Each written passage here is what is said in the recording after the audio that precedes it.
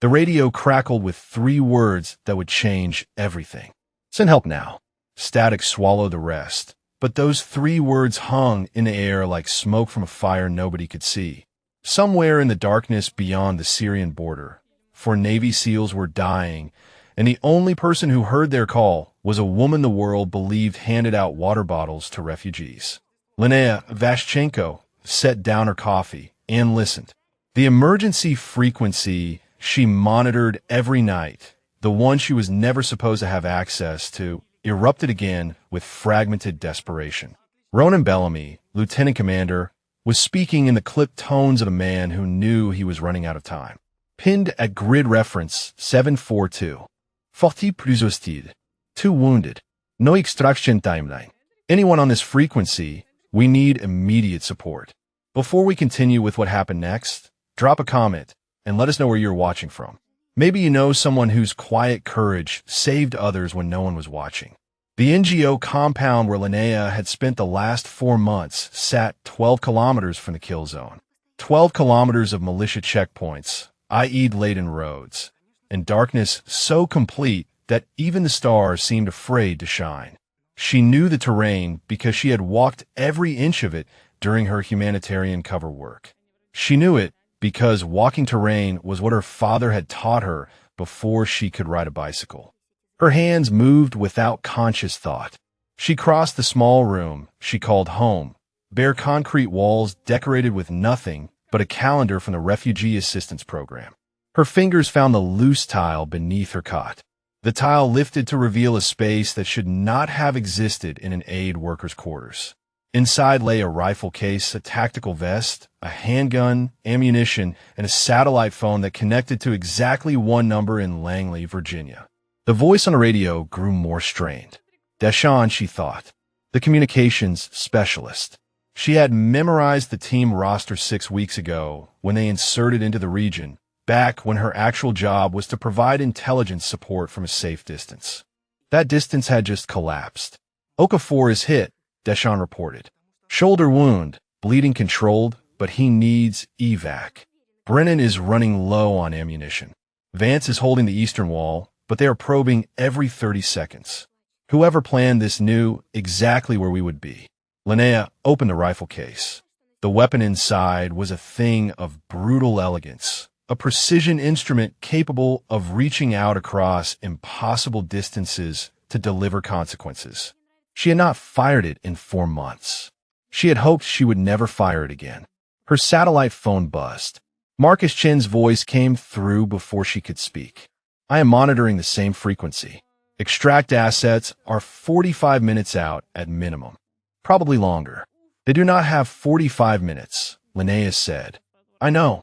There was weight in those 2 words, the weight of a handler who understood what his operative was about to do and could not officially sanction it. "The agency cannot authorize unilateral action. You understand what I am saying." She understood perfectly. He was telling her that if she went alone. No backup, no support, no official existence. If she died out there, she would be nothing more than an unfortunate aid worker caught in the wrong place. Linnea began loading magazines with practiced efficiency. How did they get burned? Bad intelligence, Marcus said. Someone fed them a target that did not exist. Led them straight into a prepared ambush. She paused. Prepared ambushes required preparation. They required knowledge of the team's insertion point, their timeline, their route. They required a source with access to American operational planning. Who is running the opposition? Silence on the line. Then Marcus spoke a name that made her blood cool by several degrees. Kadir Razavi. Quds Force. He has been hunting American assets in the region for 2 years. Smart, patient, and extremely motivated. Linnea resumed loading. She knew Razavi's file. Oxford educated. Fluent in English. Lost a brother in a strike 2 years ago. The kind of man who played chess while others played checkers, who set traps months in advance and waited for prey to wander in. The SEALs had wandered into his trap. Now they were dying in it. She pulled on the tactical vest, checked her sidearm, and slung the rifle across her back. The woman who left the NGO compound looked nothing like the humanitarian worker who had arrived 4 months ago. That woman had soft eyes and an easy smile. This woman had the flat gaze of someone who had made a decision that could not be unmade. Outside, the night pressed close. No moon, no artificial light for miles. Perfect conditions for someone who had learned to navigate by stars and memory. 12 kilometers. 40 hostile fighters. For men she had never met, but whose voices she would carry with her into the dark. The math was impossible. The odds were laughable. Linnea Vashchenko stepped off the compound and began to run. Behind her, the radio crackled one more time. Deschamps' voice, barely a whisper now. If anyone can hear this, please. We are out of options. She could not answer. Not yet. Not until she was close enough to answer with something other than words. The desert swallowed her whole, and somewhere in the distance, a man named Kadir Razavi had no idea that the ghost he had been hunting for 2 years was finally coming for him. The first kilometer was the most dangerous. Linnea knew the militia maintained a checkpoint 400 meters from the NGO compound. 2 bored young men with Kalashnikovs who spent most nights smoking cigarettes and arguing about football. She had smiled at them dozens of times during daylight supply runs. Tonight she gave them a wide berth, cutting through a drainage ditch that smelled of things she refused to identify. Her father's voice lived in her head during moments like this. Slow is smooth, Linnea. Smooth is fast. Viktor Vashchenko had defected from Soviet Special Forces 3 years before she was born, trading everything he knew for a small ranch in Montana and a chance to raise his daughter in a country that would not send her to die in someone else's war. The irony of where she had ended up was not lost on her. She cleared the checkpoint sightline and picked up her pace. The terrain here was broken, rocky, perfect for twisted ankles and ambushes. She moved through it like water, finding cracks in stone, each footfall placed with the precision her father had drilled into her before she turned 10. You have a gift, he used to say, watching her shoot cans off fence posts at distances that made the neighboring ranchers nervous. A gift is also a responsibility. You must decide what you will use it for. She had decided at 19, walking into a CIA recruitment office the week after her father's funeral. Heart attack, the doctors said. His heart had simply stopped, as if the organ that pumped blood had finally grown tired of carrying secrets. She buried him on the ranch and then drove away without looking back.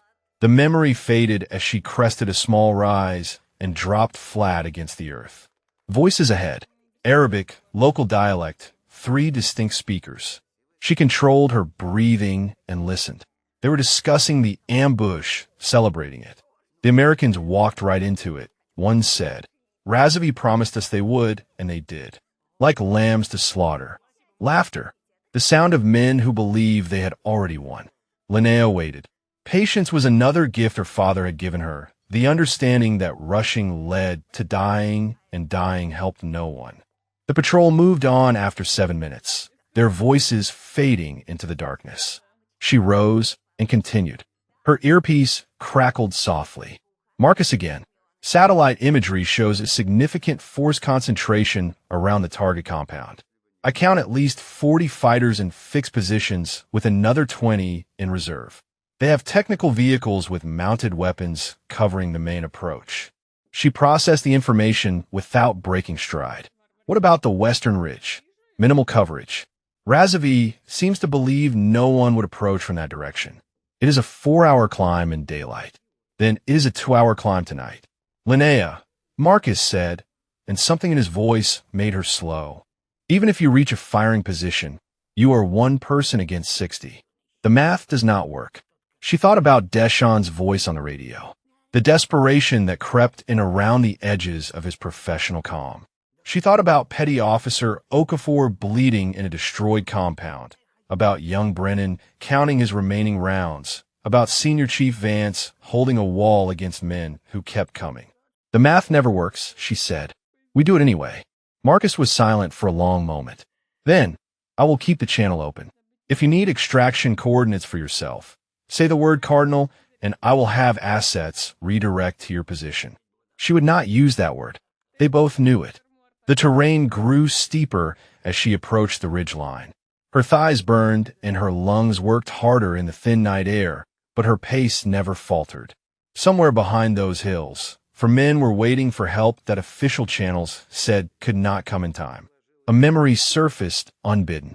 She was 12 years old, sitting on the porch with her father as the Montana sun painted the mountains gold. He was cleaning his rifle, the one he had carried out of the Soviet Union, the one that now rested against her back. "Papa," she had asked, "why did you leave your country?"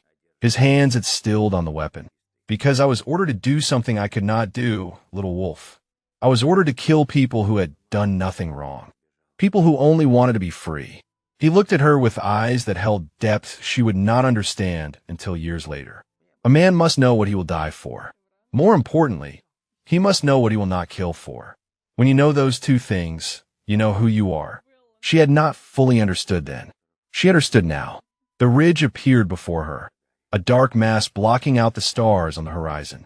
2 hours of climbing lay ahead, and at the top waited an impossible situation. 60 fighters, 4 SEALs, 1 woman with a rifle and a set of skills she had spent her whole life pretending she did not possess. Linnea began to climb. The rock was cold beneath her fingers, sharp in places where it had fractured into edges that could slice through tactical gloves. She found handholds by touch and memory, pulling herself upward inch by inch. Below her, the desert floor fell away into absolute darkness. Halfway up, her radio captured a fragment of SEAL communication. They had switched to a secondary frequency, standard protocol, when they suspected the primary was compromised. Bellamy was talking, his Boston accent flattened by exhaustion. "We hold until dawn. If no support by sunrise, we attempt breakout to the south." Another voice, older and rougher. "Vance, breakout through 60 fighters with 2 wounded. That is suicide, Lieutenant Commander. I am open to alternatives, Senior Chief." Silence. There were no alternatives. They all knew it. Linnea climbed faster. The top of the ridge came into view as the first gray light touched the eastern horizon. She pulled herself over the final edge and lay flat, breathing hard, allowing herself 30 seconds of recovery before she moved to the overlook. What she saw made her stomach tighten. The kill box was worse than she had imagined. A destroyed compound in a valley floor, surrounded on 3 sides by elevated positions bristling with fighters. She could see the muzzle flashes of suppressing fire, could see the technical vehicles Marcus had mentioned, could see the methodical way Razovy had arranged his forces to ensure nothing escaped. And there in the center, pinned behind crumbling walls, for men waited to die. Linnea unslung her rifle and began to calculate. Lieutenant Commander Ronan Bellamy had made exactly 1 mistake in his 15-year career, and now 4 men were going to die because of it. He pressed his back against the crumbling wall and listened to the bullets chew through concrete above his head. The intelligence had been perfect. Too perfect. You should have seen it. Across the compound, Senior Chief Garrett Vance held the eastern approach with the calm efficiency of a man who had been in worse situations and survived them all. The difference was that in those situations, there had always been a way out. A helicopter, an extraction team, something. Here there was only rock and sand and 60 men who wanted them dead. Bellamy crawled to where Deshaun Okafor sat propped against the support beam, his shoulder wrapped in blood-soaked bandages. "How are you holding up?" Deshaun managed a weak smile. "Been better, sir. Radio is still operational. I have been broadcasting on every frequency I can think of. So far nothing but static and 1 very confused French cargo pilot. Keep trying." Milo Brennan slid into position beside them, his young face streaked with dust and sweat. "Sir, I am down to 3 magazines. Vance says he has 4. At this rate of fire, we have maybe 2 hours before we're throwing rocks." Bellamy did not respond. There was nothing to say. The math was the math, and the math said they were going to die in this compound before the sun reached its peak. A burst of automatic fire raked their position, and all 3 men pressed flat against the ground. When it stopped, Vance's voice carried across the compound. "They are testing the southern wall now, probing for weakness. Whoever is running this show knows what he is doing." Bellamy knew who was running it. Kadir Razovy, The name had come through on a fragmentary intelligence update 2 days ago, a warning that the Iranian commander was operating in the area. Bellamy had dismissed it as routine threat assessment. Now, that dismissal was going to cost 4 American lives. The sun climbed higher, and with it came the heat. By noon, the compound would be an oven, sapping their strength and clouding their judgment. Razavi knew this. Razavi was counting on it. The man could simply wait and let the environment do half his work for him. Sir, Deshawn's voice was strange. I am picking up something on the emergency frequency. Very faint. Someone is out there. Bellamy felt a spark of hope he immediately tried to suppress. Patch it through. Static filled his earpiece, then a voice so quiet he could barely make it out. A woman's voice, speaking in clipped professional tones. Asset in position. Western Ridge. Observing 60 plus hostile. For friendlies confirmed in Central Compound. Beginning assessment. Bellamy's blood went cold. Western Ridge was a 2-hour climb in daylight, longer at night. Whoever this woman was, she had crossed 12 kilometers of hostile territory and scaled a mountain in darkness to reach them. That was not standard military capability.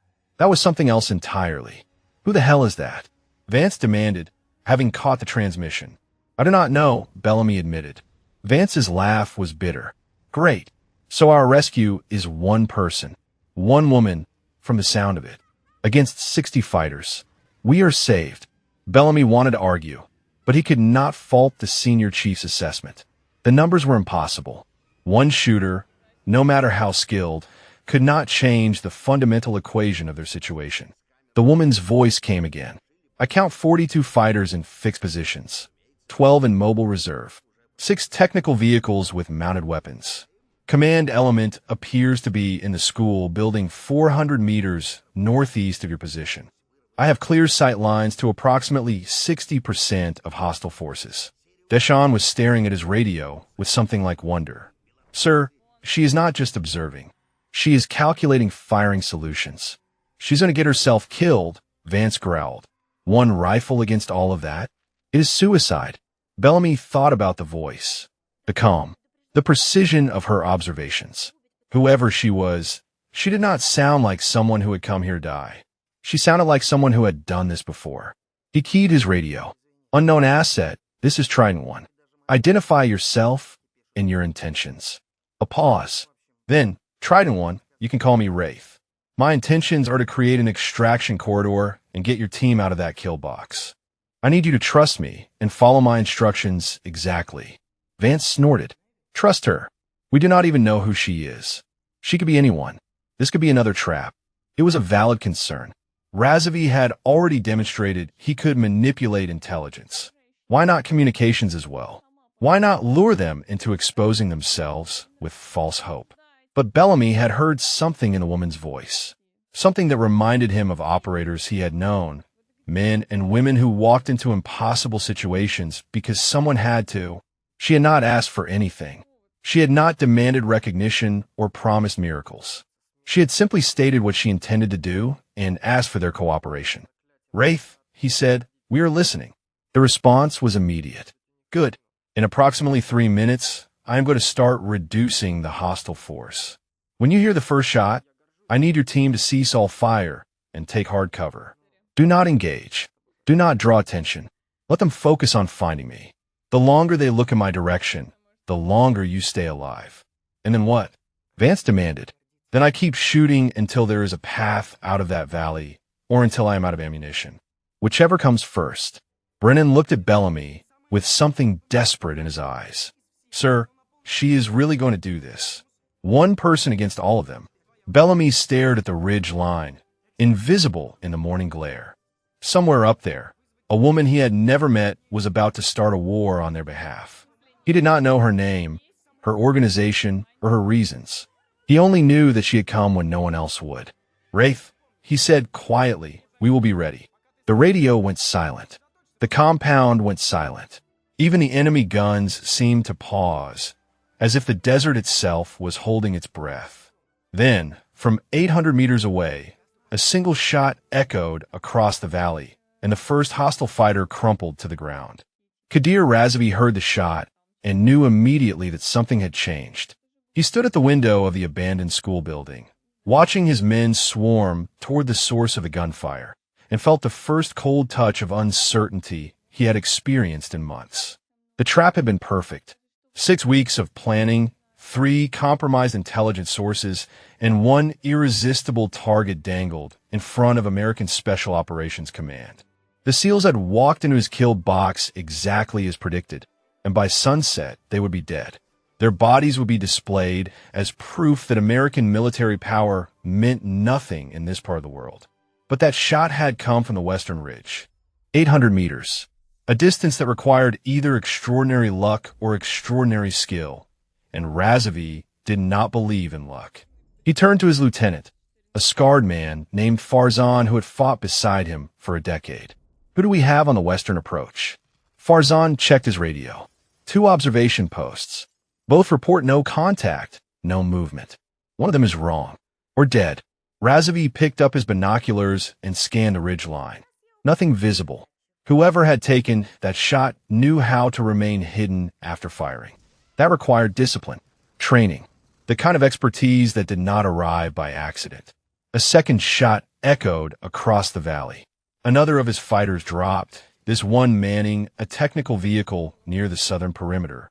The men around the vehicle scattered like startled birds, spraying automatic fire toward the ridge in panic. Razavi watched them waste ammunition on empty rocks and felt contempt mix with his growing concern. "Discipline," he shouted into his radio. "Hold fire until you have a target. Conserve ammunition."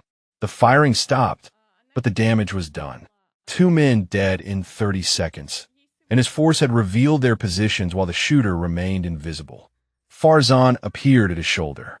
"Commander, should we advance on the ridge?" Razavi considered the question. A direct assault would cost lives, potentially many lives, against a shooter with elevation advantage and clear sight lines. But leaving the sniper in place meant a slow bleeding of his force, 1 precise shot at a time. "No," he said finally. "Bring me Tarek." Farzan's eyes widened slightly. "The patient one? For a single shooter?"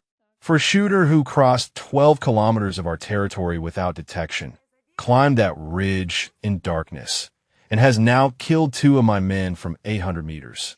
Razavi turned from the window. "This is not a random fighter. This is a professional. Tarek will find them." 5 minutes later, a thin man with the stillness of a hunting cat entered the command post. Tarek al-Rashid had earned his nickname through a career that spanned 3 conflicts and an estimated 47 confirmed kills. He never rushed. He never panicked. He simply waited until his target made a mistake, and then he ended them. "There's a sniper on the western ridge," Razavi told him. "I need them eliminated." Tarek nodded once, his dark eyes already distant with calculation. "Weapon? Unknown. Likely a precision rifle. 7.62 or larger based on the sound signature. I will need 2 hours to reach a counter position."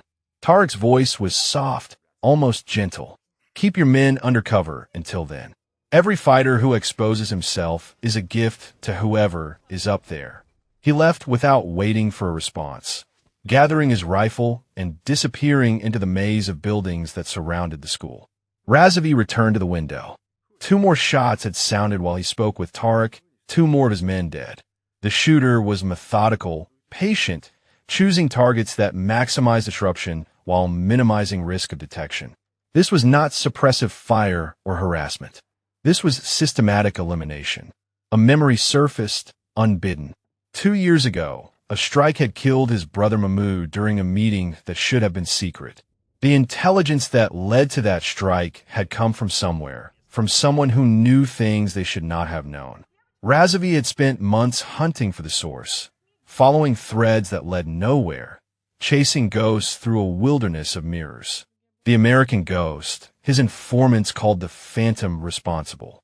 A woman, some said, though none could confirm it. She moved through the region like smoke, gathering secrets and disappearing before anyone could catch her. Razavi stared at the ridge line and wondered if his ghost had finally materialized. In the compound below, the SEALs had gone silent. No return fire, no movement, exactly as the sniper had instructed them. They were placing their lives in the hands of whoever was on that ridge, trusting a voice on the radio over the evidence of their own eyes. Commander, Farzan again, his face troubled. The men are asking questions. They want to know why we are not advancing on the Americans while we have them trapped. Because the trap has changed, Razavi said quietly. We are no longer the hunters.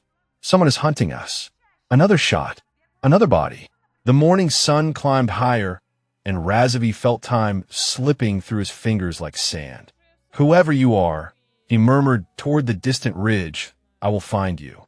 I will learn your name. And before this day ends, I will watch you die. On the western ridge, Linnea Vashchenko chambered another round and sighted her fifth target. The enemy was adapting, taking cover, reducing their exposure. Good tactics, but not good enough. She had counted 60 fighters at dawn. Now there were 55. In 2 hours, when Razavi's countersniper reached his position, she would need to have reduced that number significantly further. The scope settled on a fighter attempting to reposition between two buildings. He thought he was hidden.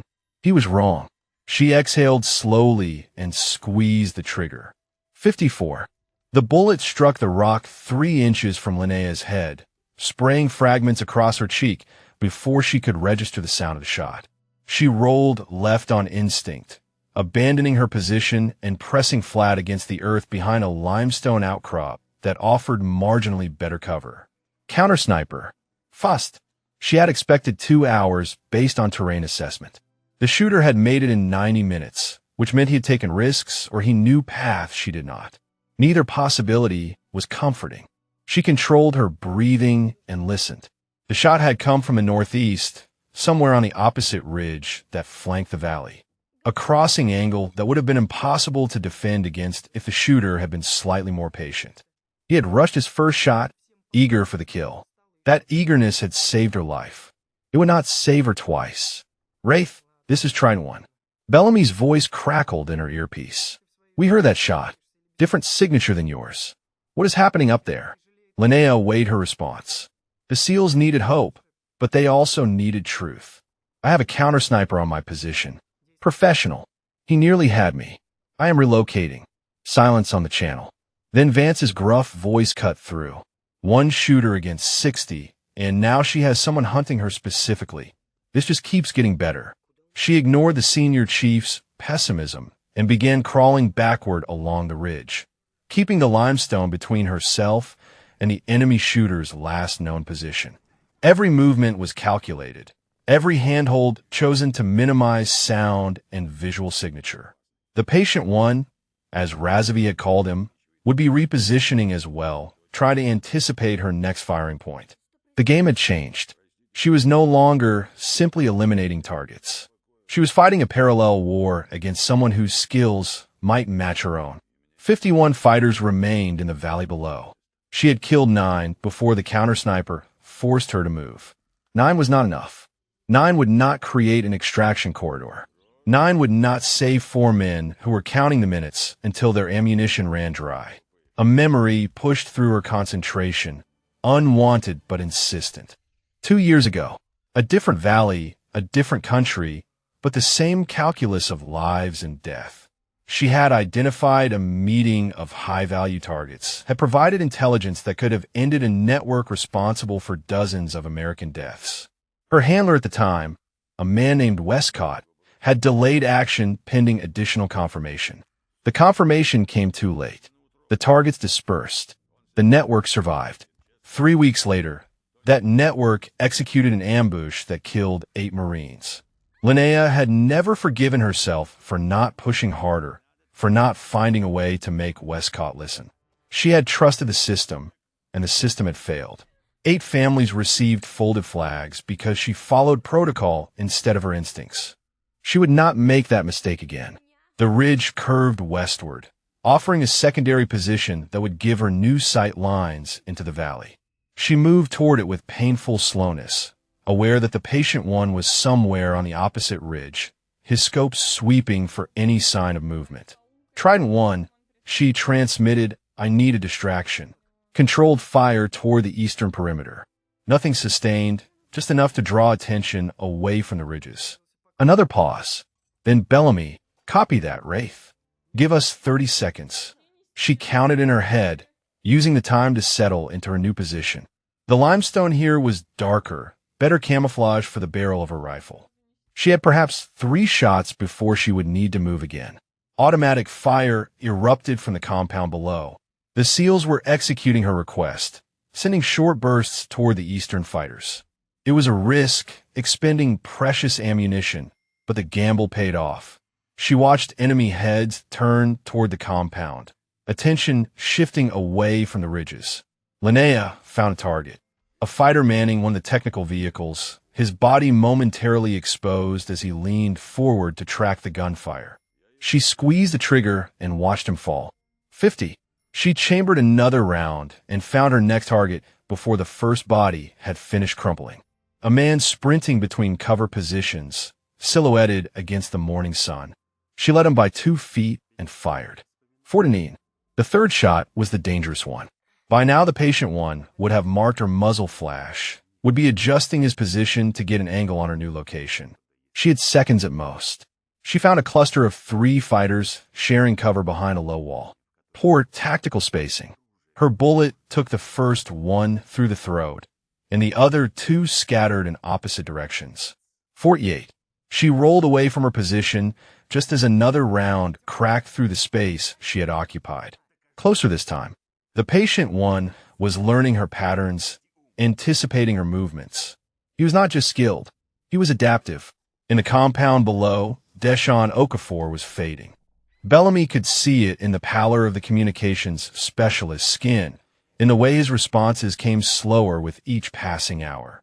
The shoulder wound was not immediately fatal, but blood loss and shock were taking their toll. Sir, Brennan said quietly, crouching beside him.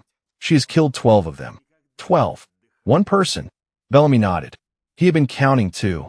12 enemy fighters eliminated in less than 2 hours, and the woman on the ridge showed no signs of stopping. But he had also heard those near-miss shots, had heard the tension in her voice when she reported the counter-sniper. She was not invincible. She was flesh and blood, alone on a mountain, fighting a war that mathematics said she could not win. What happens if they get her? Brennan asked. The question hung between them like smoke. Then we are back where we started, Bellamy said. Except now, they will be angry. On the ridge, Linnea pressed herself into a crevice barely wide enough for her body and tried to slow her racing heart. The patient one had nearly had her twice now. She was running out of safe positions, running out of time. 48 fighters remained, for SEALs were dying. And somewhere on the opposite ridge, a man with infinite patience was waiting for her to make one fatal mistake. The loudspeaker crackled to life without warning, and a voice filled the valley that made Linnea's blood turn to ice. I know you're up there. The words were English, precise and cultured, carrying the faint trace of an Oxford education. I have been wondering when you would finally show yourself. The American ghost, the woman who moved through shadows and leaves bodies in her wake. Razavi. She recognized the voice from intelligence briefings, from hours of recorded intercepts she had studied while building the case that led to his brother's death. He sounded almost pleased, as if her presence was a gift he had been waiting to unwrap. My men have been hunting you for 2 years, he continued. Every time we get close, you disappear. Every time we set a trap, you slip through. I began to wonder if you were real at all, or simply a story American intelligence invented to frighten us. In the compound below, Bellamy and his team exchanged confused glances. Deshaun, barely conscious now, managed to lift his head. Sir, what is he talking about? Who is she? Bellamy had no answer. He stared at the ridge where their mysterious savior had been methodically eliminating enemy fighters and realized he understood nothing about what was actually happening in this valley. Razavi's voice grew harder. But you made a mistake coming here. You made it personal. Because I know something about you now, Ghost. I know why you came. Linnea felt the words before he spoke them, felt the shape of the revelation forming in the air like a storm about to break. 2 years ago, a strike killed 17 men at a meeting in Qom. Important men, planners, leaders. My brother Mahmoud was among them. He was not a fighter. He was a teacher, a father of 3 children who will never see him again. And the intelligence that led to that strike, the information that told your military exactly where to find us, came from you. The silence that followed was absolute. Even the gunfire had stopped, as if the entire valley was holding its breath. I did not know your name then, Razvi continued. I did not know your face, but I knew you existed. I knew someone had betrayed the location of that meeting, someone with access to sources deep within our networks. I have spent 2 years hunting for you, and now here you are, alone on a mountain, trying to save 4 men who mean nothing in the larger war. Linnea closed her eyes. He was right. Mahmoud Razvi had been collateral damage, a secondary target who happened to be in the wrong room when the missiles arrived. She had flagged him as low priority, a minor academic with tangential connections to the network. She had not known he was Kadir's brother. She had not known his death would create an enemy who would spend years planning revenge. The SEALs were not random targets. This entire operation, the false intelligence, the perfect trap, all of it had been designed to draw her out.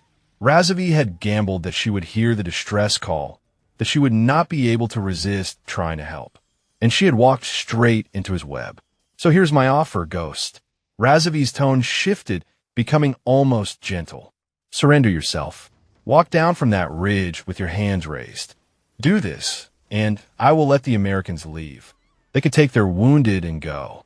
No one else needs to die today. Brennan's voice was barely a whisper. Sir, is he serious? Would he actually let us go? Vance answered before Bellamy could. He is lying. The moment she shows herself, he kills her and then kills us. This is not a negotiation. It is theater.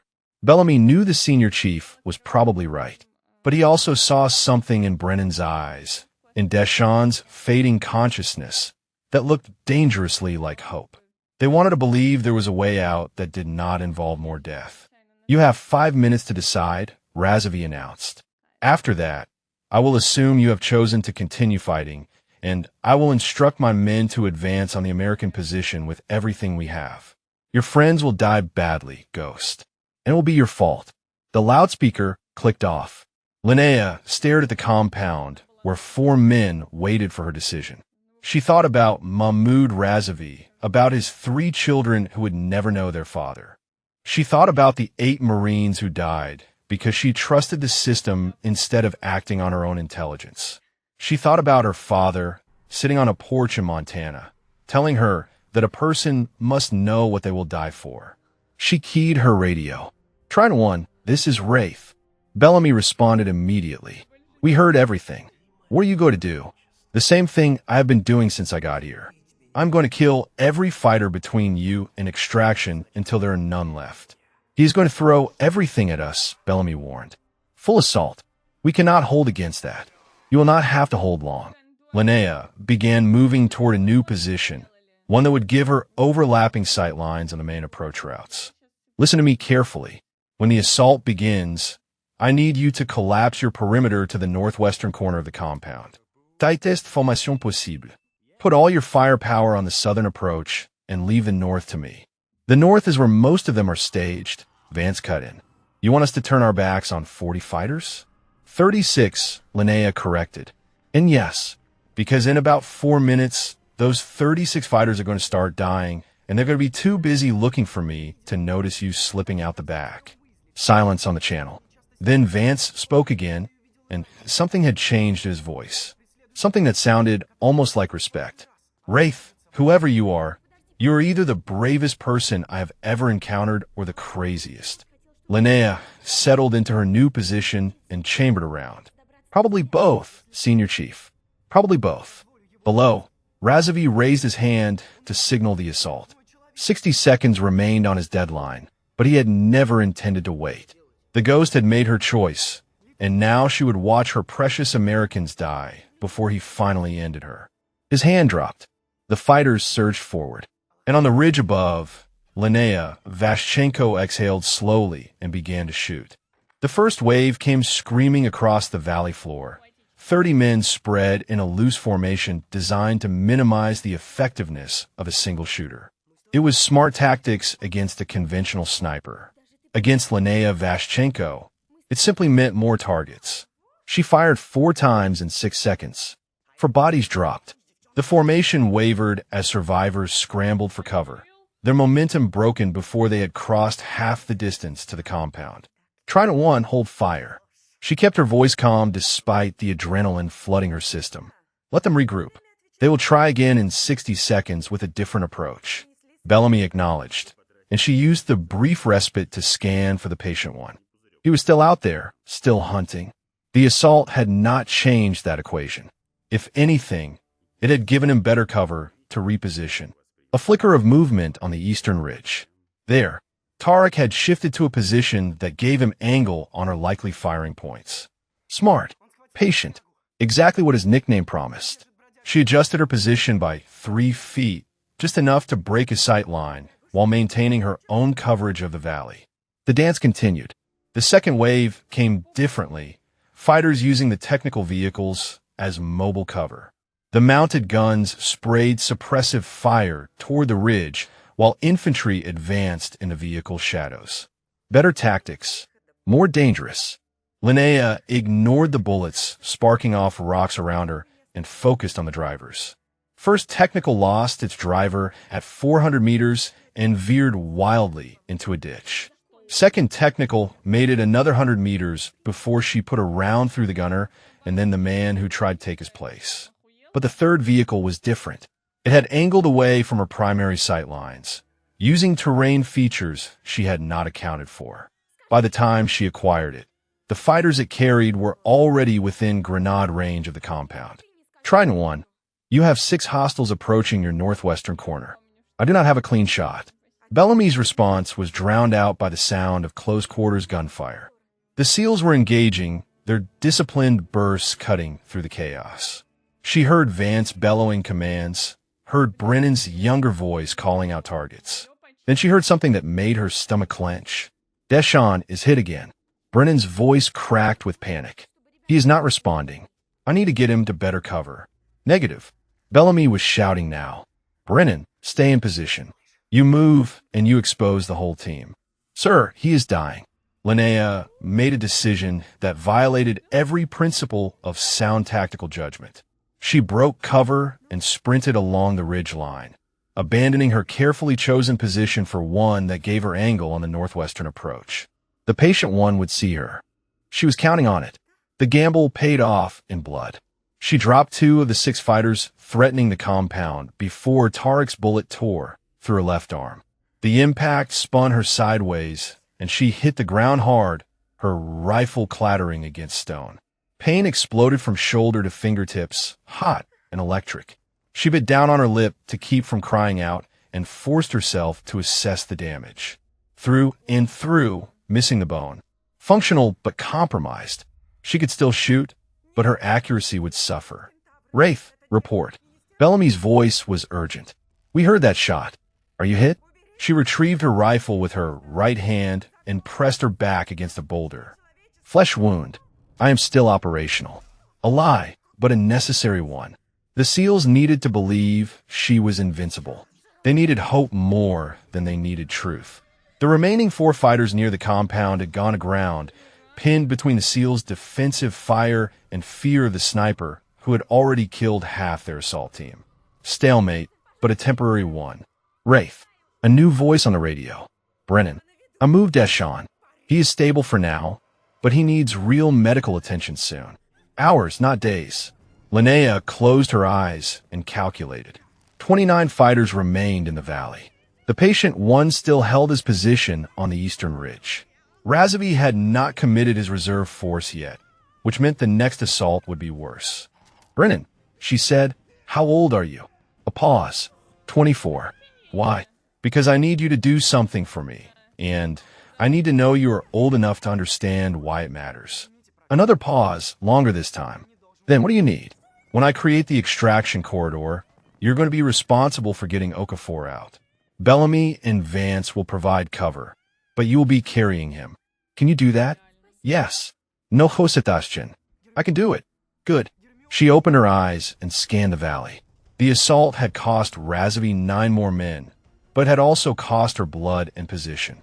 The math was shifting slowly towards something that might be survivable. When I tell you to move, you move. You do not stop. You do not look back. You get him to the wadi, and you follow it north until you reach the extraction point. Understood? Understood. Brennan's voice was steady now, the panic replaced by purpose. Wraith, I do not know who you are or why you're doing this, but when this is over, I'm going to find out. And I'm going to make sure people know what you did here. Linnea felt something crack in her chest, something she had kept frozen since her father's funeral. Do not make promises you cannot keep, Brennan. Focus on surviving the next hour. She ended the transmission and turned her attention back to the valley. Her arm throbbed with each heartbeat, blood soaking through the improvised bandage she had wrapped around the wound. The patient one was repositioning, preparing for another shot. Razavi's reserve force was forming up near the school building. The next assault would be the last. One way or another. She chambered around with her right hand and waited for the storm to break. The silence lasted 12 minutes. 12 minutes of nothing but wind and distant bird calls and the soft groans of wounded men on both sides of the valley. Linnea used the time to rebandage her arm, check her remaining ammunition, and study the enemy positions with methodical precision. 29 fighters, one counter-sniper, one commander who had spent 2 years planning her death. She had faced worse odds. Once in a basement in Mosul, surrounded by men who knew exactly who she was and what she had done to their network. She had walked out of that basement. The men who put her there had not. But Mosul had been different. In Mosul, she had only been responsible for her own survival. Here, her lives depended on every decision she made. Her satellite phone vibrated against her hip. Marcus. She answered without taking her eyes off the valley. I have updated satellite imagery, her handler said. You need to see this. Describe it. A pause. Then, in a voice carefully stripped of emotion, there's a convoy approaching from the east. 3 vehicles. Approximately 20 additional fighters. ETA, 30 minutes. Linnea felt the calculation shift in her head, numbers rearranging into a new and uglier configuration. Razavi had not committed his reserve force because he was waiting for reinforcements. The assault she had just survived was not the main event. It was a distraction designed to pin her in place until overwhelming numbers could finish the job. Extraction assets? She asked. Still 40 minutes out, maybe 35 if they push it. The math did not work. It had never worked, but now it was catastrophically worse. Even if she killed every fighter currently in the valley, she would have minutes at most before fresh troops arrived. Minutes to get 4 men, one of them critically wounded, through hostile terrain to an extraction point that might not be secure. Marcus, she said quietly, if I do not make it out of this, I need you to do something for me. Do not talk like that. Listen to me. Her voice hardened. My father kept a journal. It is in a safe deposit box in Helena, Montana. The key is taped behind his photograph in my apartment. I need you to make sure it gets to the right people. The things he wrote about, the operations he was part of before he defected, there are people who need to know that history. Linnea, promise me. Another pause. Then, I promise. But you're going to walk out of there and deliver it yourself. You hear me? She ended the call without responding. Promises were easy. Keeping them was harder. Below, movement near the school building caught her attention. Razavi was reorganizing his forces, pulling fighters back from exposed positions and consolidating them near the main approach routes. He knew about the reinforcements. He was preparing for a final coordinated assault that would hit the SEALs from multiple directions simultaneously. She keyed her radio. Trident 1, we have a problem. Bellamy's response was immediate. We saw dust trails to the east. More company coming? 20 additional fighters. 30 minutes out. Silence. She could imagine the looks being exchanged in that battered compound, the hope draining from faces already pushed past exhaustion. Then Vance spoke, and his voice carried something she had not heard before. Acceptance. Wraith, it has been an honor. Whatever happens next, I want you to know that. Nothing is happening next except extraction, she said firmly. I have a plan. Vance laughed, a short bark of genuine amusement. Of course you do. What do you need from us? Everything you have left. When I give the signal, I need maximum fire on the southern positions. Every round, every grenade, everything. Make them think you are attempting a breakout to the south. And while they're focused on us, I'm going to kill the 29 fighters between you and the wadi. Then I'm going to deal with the counter-sniper. Then we're going to walk out of this valley before those reinforcements arrive. More silence. Then Brennan. Rafe, that is insane. Probably, she admitted. But it is also the only option we have. She shifted her position, ignoring the fire in her wounded arm, and began identifying targets. The key was speed. She needed to create chaos faster than Razavi could respond, faster than the patient one could track her movements. She needed to become what her father had always said she could be, a force of nature, unstoppable, inevitable. 30 minutes, 29 targets, one chance. Trident 1, she said on my mark. She found her first target, a fighter crouched behind a low wall who thought he was invisible. Her crosshairs settled on his chest. Linnea thought about her father, about the journal filled with secrets he had carried from one life to another. She thought about Mahmoud Razavi, a teacher who died because she was good at her job. She thought about 8 Marines in folded flag ceremonies and 4 SEALs waiting for salvation in a destroyed compound. She thought about all the people who had underestimated her because she was a woman, because she smiled too easily, because she handed out water bottles and played the role of someone harmless. None of them had ever seen what she could do when she stopped pretending. Mark, she said, and pulled the trigger. The valley erupted into chaos. Razavi watched from the school window as his carefully arranged positions began to collapse. Fighters were dropping without warning, one after another, killed by shots that seemed to come from everywhere and nowhere. The Americans were firing south as expected, but the real damage was coming from the ridge, from a shooter who was no longer content to wait and react. She was hunting now, actively hunting, and his men were dying faster than he could issue orders. "Find her," he screamed into his radio. "Find her and kill her now." But the patient one did not respond, and somewhere on the western ridge, a ghost was turning into a reaper. 28, 27, 26. Linnea moved and fired, abandoning every principle of concealment in favor of pure aggression. Each shot was a calculation completed in fractions of a second, windage and distance, and target movement processed by instincts her father had spent years cultivating. 25, 24. The fighters in the valley had stopped trying to advance. They were scrambling for cover, firing blindly at the ridge, dying before they could understand what was killing them. Chaos rippled through their ranks like a wave, discipline collapsing under the weight of fear. 23, 22, 21. Her wounded arm screamed with every movement, blood seeping through the bandage and dripping down her fingers. She ignored it.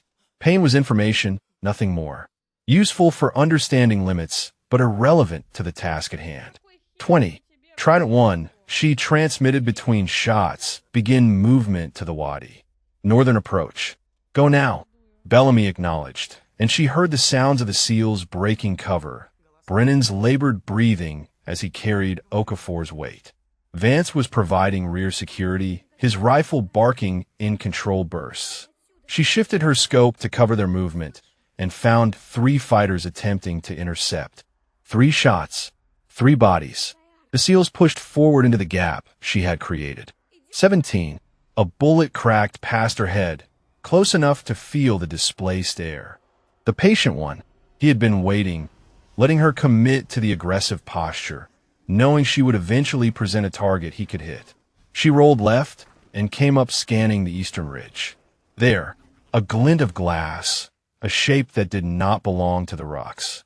Tarek had chosen his position well, a natural depression that gave him cover from 3 directions while maintaining sight lines on her most likely firing points. But she was not in a likely firing point anymore.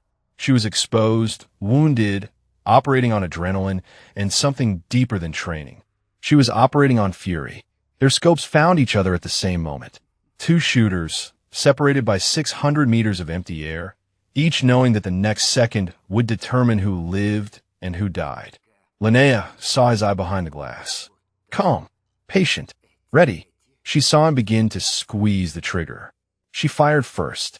The bullet took Tarek through the right shoulder, spinning him backward and sending his own shot wide. Not a kill, but enough. Enough to buy time, enough to remove him from the equation while she finished what she had started. 15 fighters remained in the valley.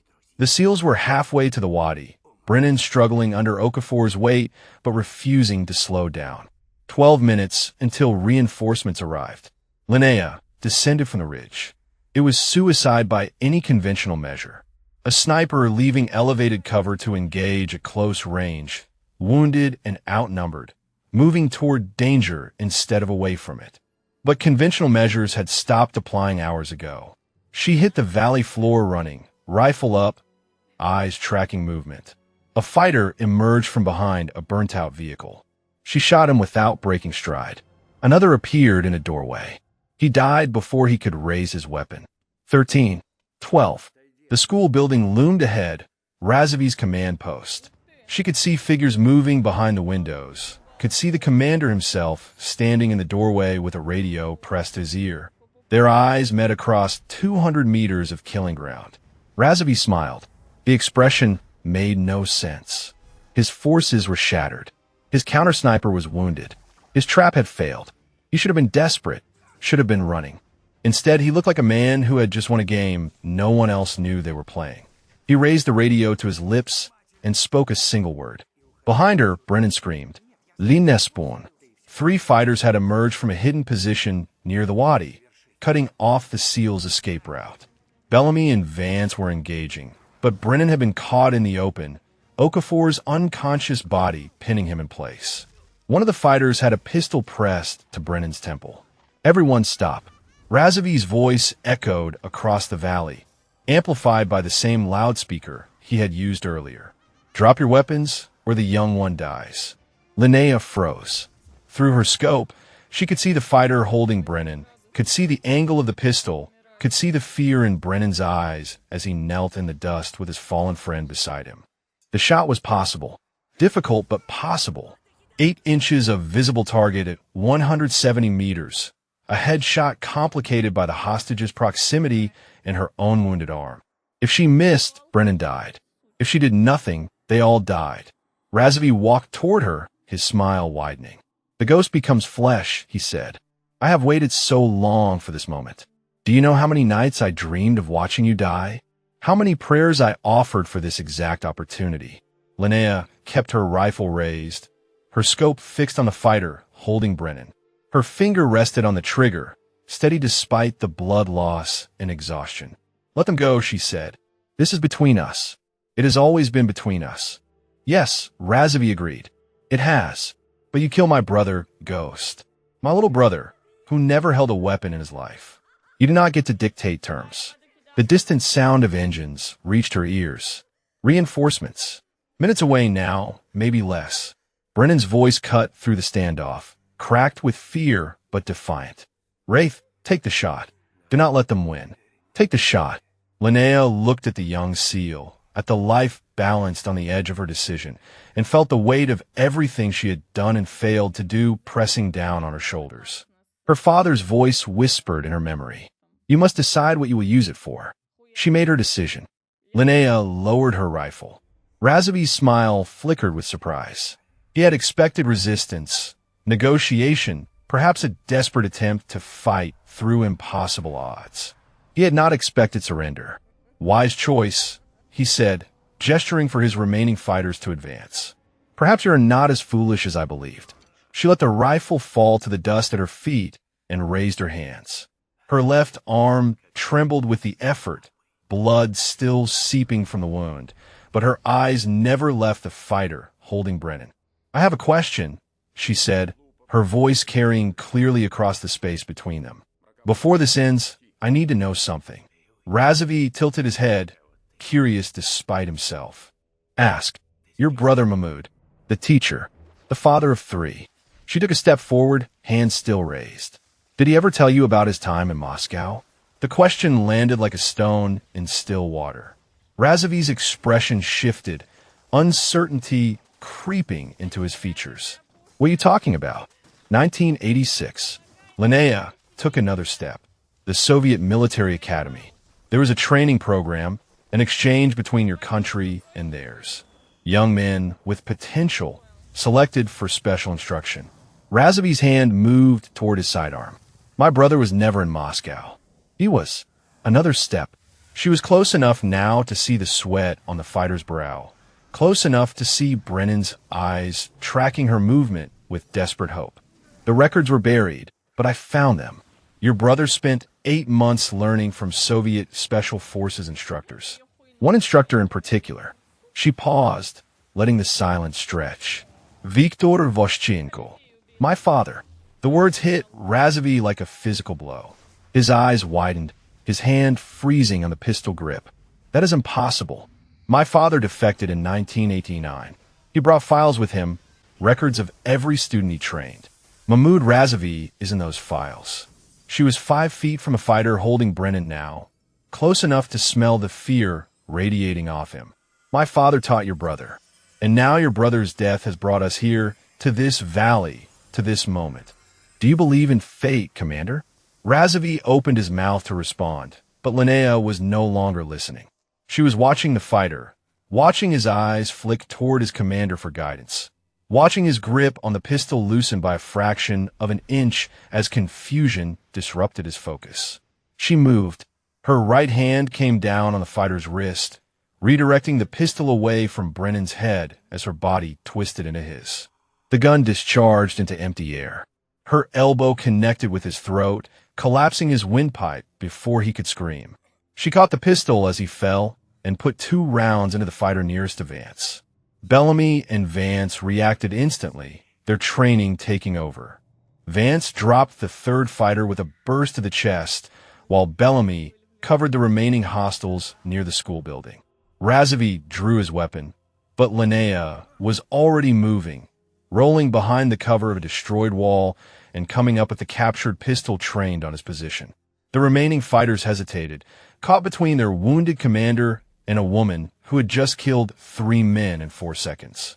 Go, Linnea shouted to the SEALs. Wadi now, I will cover you. Brennan scrambled to his feet, hauling Okafor's unconscious form over his shoulders. Bellamy grabbed the other side, and together they began moving toward the extraction route. Vance provided rear security, his rifle sweeping across the remaining threats. But the senior chief paused at the edge of the wadi, turning back to look at the woman who had saved their lives. In the harsh midday light, he saw her clearly for the first time. Not a ghost, not a myth. A woman, bleeding and exhausted, holding a position against impossible odds so that 4 strangers could escape. Wraith, he called out. What is your real name? She glanced back, and for a moment something softened in her eyes. Linnea. Now go, Senior Chief. Get your men home. Vance held her gaze for a long moment. Then he nodded once, a gesture that carried more weight than any medal or commendation. Come back alive, Linnea. That is an order. He disappeared into the wadi. Linnea turned back to face the valley. Razovy had retreated to the school building, his remaining fighters forming a defensive perimeter around him. The sound of approaching vehicles grew louder, reinforcements minutes away at most. She should run. The SEALs were clear, the mission accomplished. Marcus would have extraction coordinates waiting, a helicopter that could pull her out before the convoy arrived. Survival was still possible if she moved now. But Razovy was still alive. The man who had spent 2 years hunting her, who had sacrificed dozens of his own fighters to draw her into this trap, who would spend the rest of his life planning the next attempt if she let him walk away. Her father's journal sat in a safe deposit box in Montana, filled with secrets about men like Razovy's brother. Men who had been shaped by violence and ideology, who had become weapons in wars they did not fully understand. Viktor Vashchenko had spent his final years to try to make peace with the things he had done and the people he had created. Linnea did not have the luxury of final years. She had this moment, this choice. She checked the magazine in the captured pistol. 7 rounds remaining. The school building was 200 meters away. She began to walk toward it. Behind her, the SEALs reached the extraction point as the distant thrum of helicopter rotors filled the air. Brennan looked back toward the valley, searching for the woman who had appeared from nowhere and changed everything. He could not see her. She had already vanished into the dust and chaos, moving toward a confrontation that would end in blood, one way or another. The school building smelled of chalk dust and old blood. Linnea moved through the entrance with the captured pistol raised, stepping over the body of a fighter who had made the mistake of standing in the doorway. 6 rounds remaining. Razavi's voice echoed from somewhere deeper inside. You could have escaped. The Americans are gone. Why are you still here? She followed the sound, clearing each room with mechanical precision. Overturned desks, shattered windows, the remnants of a place where children had once learned to read and write, transformed into a command post for men who dealt in death. Because this does not end until one of us is finished, she answered. You know that as well as I do. A bitter laugh bounced off the walls. My brother would have appreciated the poetry. 2 children of violence, taught by the same master, meeting in a ruined school. He always said that education was the only path to peace. Your brother was wrong. Linnea paused at a doorway, listening. Education without wisdom creates more efficient killers. My father understood that. It is why he left. And yet here you are, killing efficiently. The voice was closer now, somewhere to her left. Did Victor teach you to see the contradiction? Or did he pretend it did not exist? She moved through the doorway and found herself in what had once been a classroom. Razavi stood at the far end, his back against a crumbling blackboard, his pistol hanging loosely at his side. He looked older than his photographs, worn down by years of hunting and being hunted. My father taught me that some fights cannot be avoided, she said. Only chosen. I did not choose to kill your brother. He was collateral damage in a strike aimed at men who had murdered civilians. Collateral damage. Razavi's voice cracked on the words. That is what my brother's life meant to you. A line in a report. An acceptable loss. Linnea kept her pistol trained on his chest, but did not fire. I read his file after I learned who he was. He had 3 children. His wife's name was Soraya. He taught mathematics at a secondary school in Tehran before he was recruited into the network. She paused. I know exactly what his life meant. I carry it with me every day. Then you understand why I had to do this. Razavi gestured at the destruction around them. You understand why I spent 2 years building this trap. Not for politics, not for ideology, for my brother. I understand. Her voice softened, but understanding does not change what has to happen now. You killed 9 of your own men today, trying to get to me. You would have killed 4 Americans who had nothing to do with your brother's death. Where does it end, Commander? How many more people have to die before your grief is satisfied? Razavi stared at her, and something shifted in his eyes. The hatred was still there, burning beneath the surface, but it was joined now by something else. Exhaustion, recognition, the weight of a vendetta that had consumed everything he was. It never ends, he said quietly. That is the truth neither of us wants to admit. Your father killed men like my brother and then fled to America to raise a daughter. My brother died in a room full of planners and strategists, and I became one myself. We are all trapped in the same cycle, Linnea. The only difference is which side of the gun we stand on. The sound of vehicles grew louder outside. Reinforcements arriving, too late to save their commander. You could surrender, she said. Face trial. Tell your story to the world. Razavi smiled, and for a moment he looked almost peaceful. We both know that will not happen. I am too valuable dead, too dangerous alive. Your people would never let me reach a courtroom. He raised his pistol. Linnea fired twice. The first round took him in the chest, staggering him backward. The second caught him as he fell, ending any chance of final shot. He collapsed against the blackboard, sliding down to the floor, leaving a dark smear on the dusty surface. She approached slowly, pistol still raised, watching for any sign of movement. But Kadir Razavi was finished. His eyes stared at the ceiling, already glazing over, his lips moving in what might have been a prayer or a final curse. Linnea knelt beside him. For what it is worth, she said, I'm sorry about Mahmoud. He did not deserve to die. Razavi's lips stopped moving. His chest rose once, twice, and then was still. She remained there for a long moment, looking at the man who had become her shadow for 2 years. He had been intelligent, patient, driven by a grief she understood better than she wanted to admit. In another life, they might have been allies. In another life, his brother might have grown old teaching mathematics to children who would never know war. But this was not another life. This was the world they had been given, built on blood and secrets and the choices of fathers who had tried to shape the future and failed. Linnea stood, checked her remaining ammunition, and moved toward the exit. Outside, chaos reigned. The reinforcements had arrived to find their commander dead and their forces scattered. Fighters ran in every direction, some seeking revenge and others seeking escape. She slipped through the confusion like water through cracks, invisible and silent, making her way toward the extraction coordinates Marcus had provided. The helicopter was waiting at the designated point, rotors already spinning. A crew chief beckoned frantically from the open door, shouting words she could not hear over the engine noise.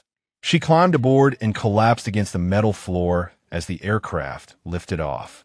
Below, the valley shrank into insignificance, the school building and the compound and the bodies all blending into a landscape of brown and gray. Linnea closed her eyes and let the exhaustion take her. 1 mile below, in a destroyed classroom, a dead man's radio crackled with confused reports of a ghost who had finally vanished for good. 3 weeks later, a woman with a healing scar on her left arm returned to the NGO compound carrying boxes of medical supplies. The guard at the checkpoint smiled and waved her through without inspection, the same way they had done dozens of times before. She smiled back, exchanged pleasantries about the weather, and drove her battered truck through the gates as if nothing had changed. Everything had changed. The debriefing at Langley had lasted 4 days. Analysts picked apart every decision, every shot, every moment of the 18 hours that had transformed a routine intelligence operation into something that would never appear in any official record. Marcus had sat beside her through all of it, deflecting the harshest questions, reminding the bureaucrats that 4 American servicemen were alive because of what she had done. In the end, they gave her a medal she would never be allowed to wear and a commendation that would remain classified until long after her death. The director himself had shaken her hand and told her that her father would have been proud. She had not known how to respond to that. The compound looked the same as she had left it. Whitewashed walls, dusty courtyard, the small garden where refugees grew vegetables that reminded them of homes they would never see again. Linnea parked the truck and began unloading supplies, falling back into the rhythm of her cover identity like slipping into a familiar coat. A small figure appeared at the edge of the courtyard, watching her with wide brown eyes. Amira. The girl was 7 years old, orphaned by a war she was too young to understand, living in the compound while the aid workers searched for distant relatives who might take her in. Linnea remembered giving Amira her water ration on the night everything began. It felt like a lifetime ago. "You came back," Amira said, her voice carrying equal parts surprise and relief. "They said you went away. They said maybe you would not come back." Linnea knelt to meet the girl's eyes. "I had something important to do, but I always planned to come back." Amira studied her face with the unnerving perception that children sometimes possess. "You look different. Tired." "I'm tired." Linnea smiled. "But I'm also glad to be here." "Did you take care of the garden while I was gone?" The girl nodded solemnly. "The tomatoes are almost ready. I saved some for you." She took Linnea's hand and led her toward the small plot of earth where green vines climbed wooden stakes. The tomatoes were indeed almost ripe, bright spots of color against the brown landscape. Amira picked one and offered it like a precious gift. Linnea accepted it and took a bite. The taste was sweet and sharp and entirely ordinary, and somehow that ordinariness was exactly what she needed. The world was still capable of growing things. Children were still capable of kindness. Not everything was blood and secrets and the weight of choices that could never be unmade. That evening, she sat on the roof of the compound and watched the sun set over the mountains. Her satellite phone buzzed with a message from Marcus confirming that Deshaun Okafor had been upgraded from critical to stable condition. Brennan had visited him every day since their return to the States, sitting beside his bed and telling anyone who would listen about the woman on the ridge. She smiled at that. Brennan was keeping his promise, even if he did not know her real name or where to find her.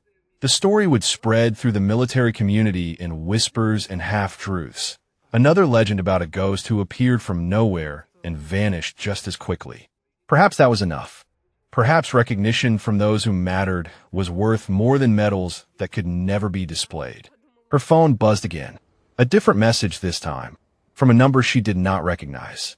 She opened it and found a photograph of 4 men standing outside a hospital, arms around each other's shoulders, grinning at the camera. Bellamy, Vance, Brennan, and Okafor, alive and together, because she had made a choice on a dark night 3 weeks ago. Beneath the photograph, a single line of text, "We remember. Thank you, Wraith." Linnea saved the image to a folder she would never show anyone and deleted the message. Then she sat in the gathering darkness and allowed herself to feel something she had not felt in a very long time. Peace. The stars emerged one by one. The same stars her father had taught her to navigate by on cold Montana nights. She thought about his journal, still waiting in that safe deposit box, filled with stories of men he had trained and lives he had shaped. Someday she would retrieve it. Someday she would decide what to do with the secrets he had carried. But not today. Today she was just a woman watching the sky, listening to the sounds of children playing in the courtyard below, remembering that the world contained more than violence and loss. Tomorrow she would return to her cover work. She would hand out water bottles and medical supplies. She would smile at checkpoint guards and play the role of someone harmless. And if another call came in the night, another desperate voice asking for help that no one else could provide, she would answer it. Because that was who she was. That was what her father had made her. Not a ghost, but a guardian. Not a weapon, but a shield. Linnea Vashchenko closed her eyes and breathed in the cool night air. Somewhere far away, a young SEAL named Brennan was telling her story to anyone who would listen. Somewhere closer, a little girl named Amira was sleeping peacefully, unaware that the woman who gave her water had killed 25 men to save 4 strangers. The world kept turning. The stars kept shining. And in the silence between heartbeats, a ghost found rest. If this story moved you, share your thoughts about what moment hit hardest, or tell us about a time someone came through when everything seemed lost.